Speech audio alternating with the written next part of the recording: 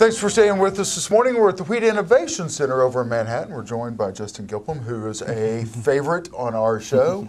Justin has been around us, well, I've been around you for many, many years, and you guys just continue to grow.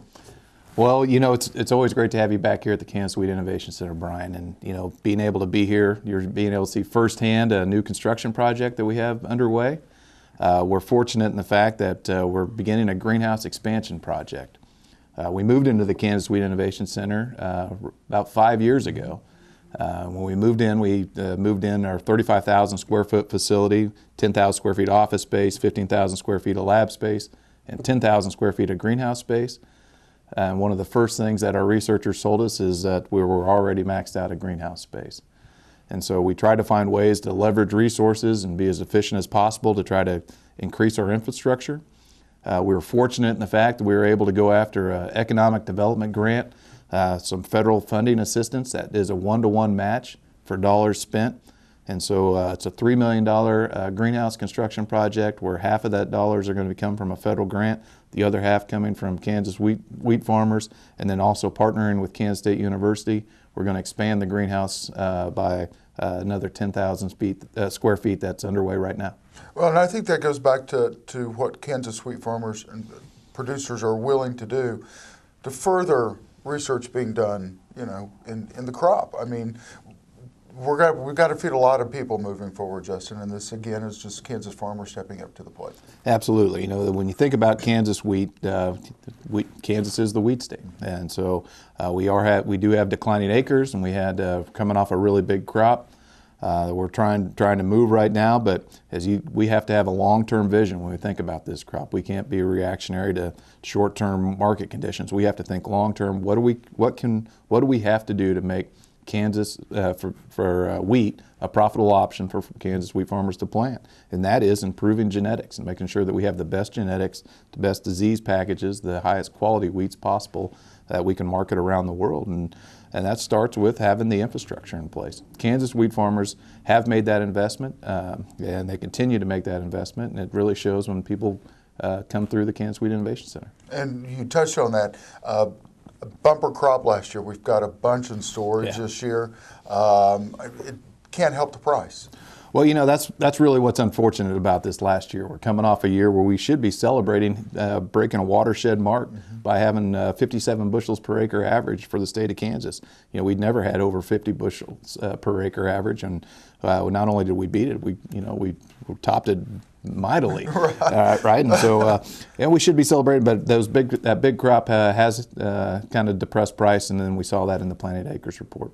Perfect. We're going to take a quick break. When we come back, we're going to finish up with Justin over at the Wheat Innovation Center. Watching kansasAGreport. We'll see you in just a minute. This segment brought to you by Farm Bureau, a grassroots ag organization representing the state's farmers and ranchers since 1919. KFB.org. Oldie Seed Farms, carrying soil-specific seed. Find them on the web at oldieseed.com. That's OHLDE seed.com. Grass and Grain, online or in the mail, keeping Kansas farmers informed for over 60 years. grassandgrain.com. Kansas Wheat Commission, leaders in the adoption of profitable innovations for wheat. Online at kswheat.com.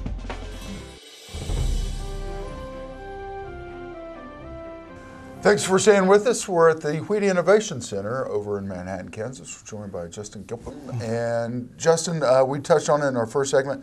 We've got a lot of wheat in storage this year, which is depressed price, which is depressed acres. And I mean, you can't blame farmers. Why put something in the ground if you're not going to get paid for it? Well, that was, when we saw, it's a combination of things that happened. When we came off of a year actually we had large stocks in place because our exports were down coming off of a year, and then we had big yields, and then big yields already on the big stocks that we had in place. When we have the planted acres report that you referenced that came out earlier this month, not only did that report come out, the grain stocks in all positions report came out, and we did set a record. We had over 425 million bushels of wheat in storage. The state of Kansas has around 1.5 billion bushels of grain storage in it, which is increasingly year on year.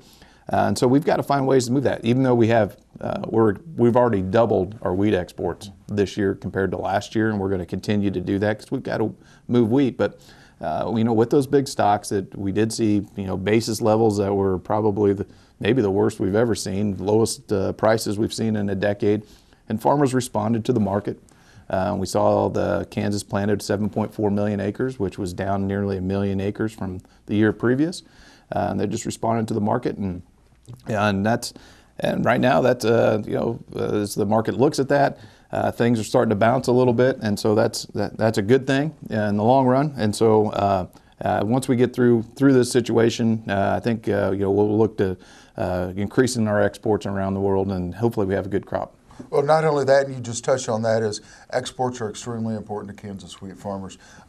We do have a new Secretary of Ag, hasn't been confirmed yet, but we do have a new Secretary of Ag who was at one point in time the governor of Georgia. So having someone from, I guess, the South, or not necessarily on either one of the coasts, may be good for farmers in the middle of the country. Well, what we need is a strong voice for agriculture, production agriculture, but then also understanding the importance of trade, especially for wheat. When we look at what's happening globally, the competition around the world, the importance of us being able to deliver our ag products around the world is extremely important to our ag economy. So when there was a lot of rhetoric during the election about trade and trade deals, and so now that the election's over, we got a new president in place. I think it's important that whoever that is, and I think if we get Governor Perdue in there, I think he'll be a strong voice for trade issues, for production agriculture, and be a good influence on the administration, which is what we're going to need. Perfect. We're at your Kansas Ag Report, and we'll be back in just a minute. If you would like to advertise your business on Kansas Ag Report, give us a call, 785-580-3287. The producer-funded Kansas Wheat Innovation Center was built to get improved varieties into the hands of farmers faster. Kansas Wheat, farmers advancing their future through wheat genetics research.